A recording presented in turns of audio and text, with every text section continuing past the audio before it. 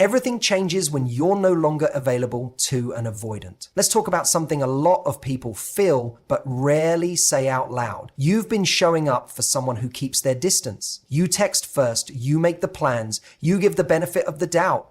And they stay close just long enough to keep you interested, then pull away just as fast. That pattern is emotionally exhausting. And here's what's worse.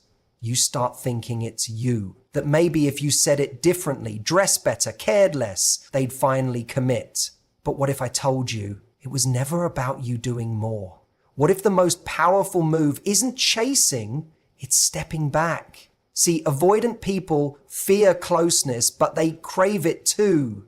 They want connection, but only on their terms, when it's convenient, when it doesn't ask too much of them.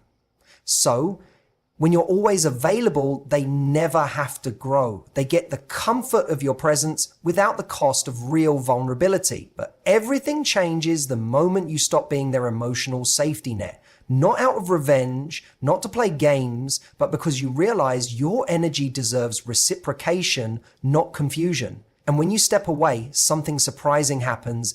They feel the shift. Because now they're faced with a reality they never prepared for.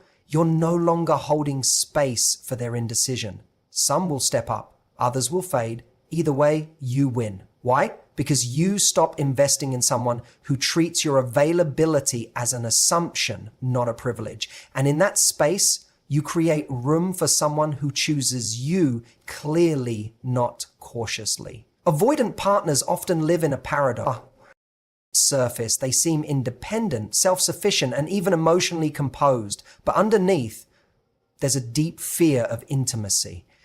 This isn't always easy to spot at first. In fact, early on, they might seem incredibly attentive or interested. They'll charm you, connect with you, maybe even express vulnerability just enough to draw you in. But as the emotional stakes rise, when the relationship begins to ask for consistency, openness, or deeper emotional engagement, they start to retreat. This withdrawal isn't always dramatic. It can look like delayed replies, lack of follow-through on plans, avoiding emotional conversations, or simply becoming busy. And if you're emotionally invested, you start making excuses for them. You tell yourself they're just stressed or they've been hurt before.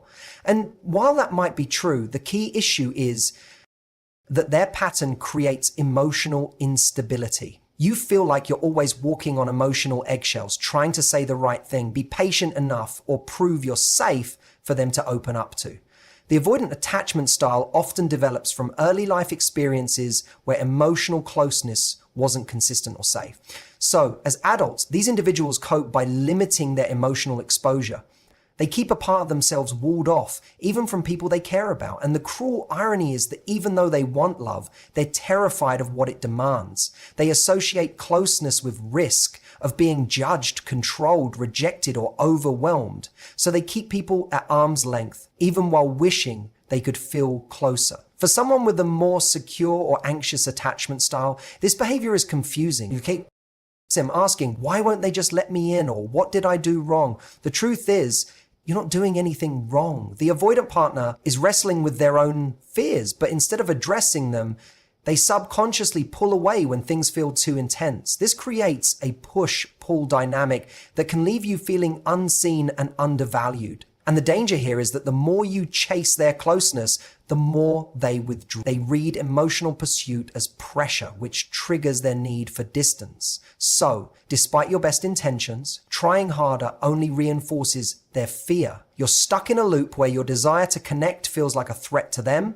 and their need for space feels like abandonment to you. This emotional mismatch can quietly erode your self-esteem as you begin to question your worth in a relationship that rarely feels mutual.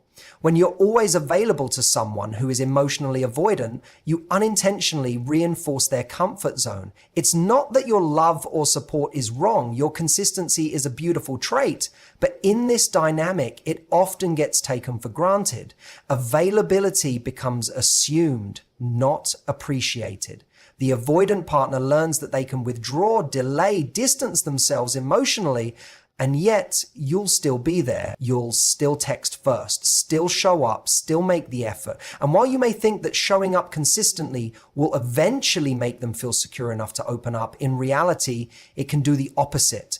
When there's no consequence to their withdrawal, no shift in dynamic, they never have to confront the discomfort that comes from their avoidant behavior. Why would they change if they don't have to? But emotional avoidance works for them.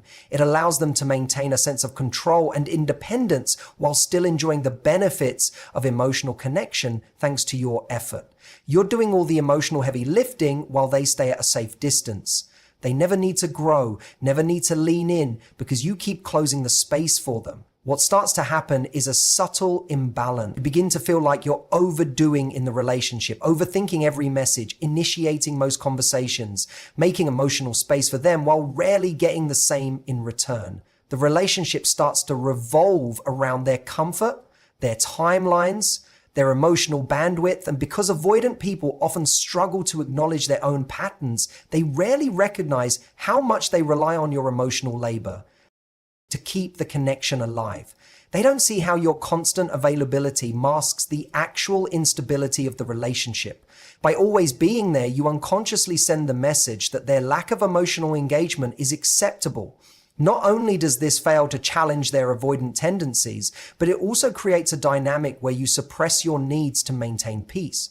You tolerate inconsistency in the hope that your loyalty will eventually inspire change. But the truth is, nothing challenges avoidant behavior more than space, not punishment, not pressure, just space. When you step back, they are forced to feel the discomfort they've been avoiding. Only then do they face a decision, lean in or let go. Until that happens, your constant presence only teaches them they don't have to show up fully because you'll keep filling in the emotional gaps. Taking a step back from an avoidant partner isn't about manipulation. It's an act of self-respect.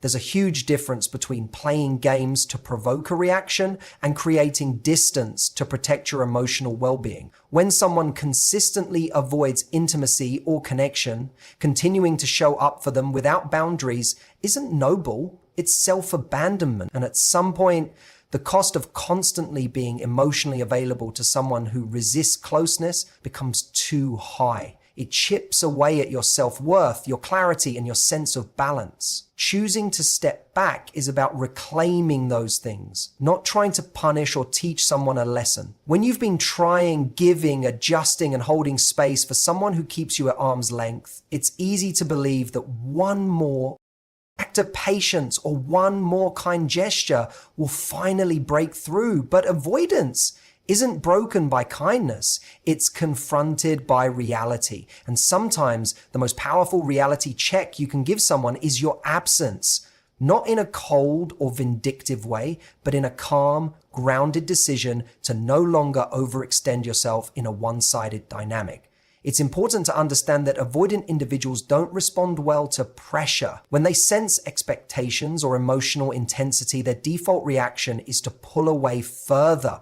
But if you step back without drama, without blame or ultimatums, you change the dynamic completely. You remove the emotional safety net they've grown used to. Instead of reacting to your demands, they're left with space. Space that feels unfamiliar, maybe even unsettling. And that discomfort can be a catalyst for reflection because suddenly they're no longer being rescued from the consequences of their emotional distance. You stepping back also shifts the focus back onto you, your needs, your energy, your growth. You stop measuring your worth by how much you're willing to tolerate and instead start honoring what you actually deserve.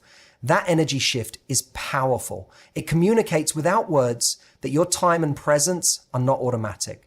That emotional intimacy is earned, not assumed, and that you are no longer willing to participate in a relationship that leaves you feeling unsafe. This isn't about withholding love, it's about offering it to yourself first. And when you lead with that kind of self-respect, you stop chasing people who can't meet you where you are. You stop trying to convince someone of your worth and instead hold space for someone who already sees it. Your absence speaks in a language that presence never could. When you step back from someone who has grown used to your emotional availability, it creates a void, one they didn't expect. For an avoidant person, that shift is more than noticeable. It's disruptive. They've grown accustomed to your presence being a constant. You initiate the conversations, offer the support, do the emotional labor, and in doing so, you make it easy for them to stay emotionally distant without facing the consequences of that distance. But when you stop showing up the same way, when you create space, they're forced to feel something they've been avoiding all along: accountability. Avoidant individuals tend to disconnect when relationships become emotionally demanding. It's not always conscious. Their instinct is to withdraw, to protect themselves from vulnerability, from dependence, from expectations. But when someone is always there, reliable, forgiving, available, they don't have to examine this reflex. Your consistent presence allows them to avoid the discomfort of their own pattern. They don't question their behavior because it's never truly cost them anything. But the second that changes, the narrative shifts. Suddenly, you're not there to answer the text right away. You're not the one trying to fix the awkward silences or chase the next plan. The silence they use to control now feels unfamiliar, maybe even unsettling. This shift creates an emotional mirror. When you stop cushioning the impact of their avoidance, they're left with the emotional consequences of their own behavior. It's no longer about you reaching for connection. It's about them confronting what they've done with it. Some will feel discomfort and pull away further. Others might begin to reflect, maybe even reach out. Either way, you gain clarity, not by pushing for answers, but by giving space for truth to surface. Your absence becomes the test they never expected to take, and it reveals whether they're capable or even willing to meet you emotionally. And this clarity is vital. It helps you break free from a dynamic built on guessing games and emotional scarcity.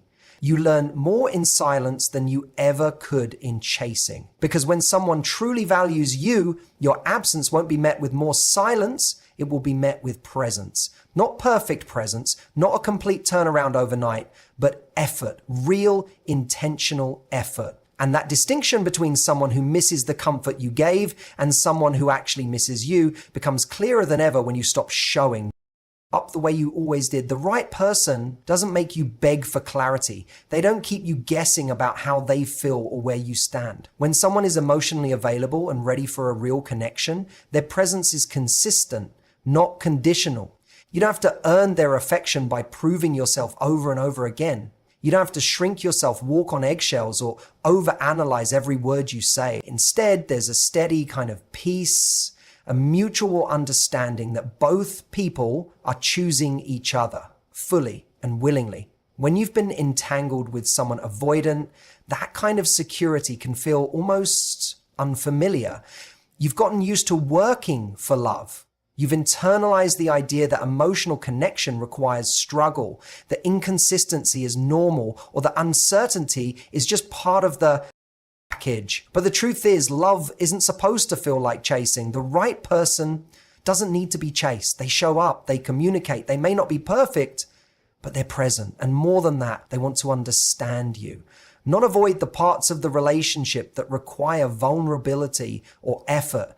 In a healthy connection, your needs aren't seen as burdens. You don't have to dim your light to be tolerated or shrink your emotional needs to maintain peace. The right person doesn't shame you for wanting closeness. They welcome it because they want it too. They understand that intimacy isn't built in moments of charm and chemistry. It's built in consistent actions, honest conversations, and mutual care.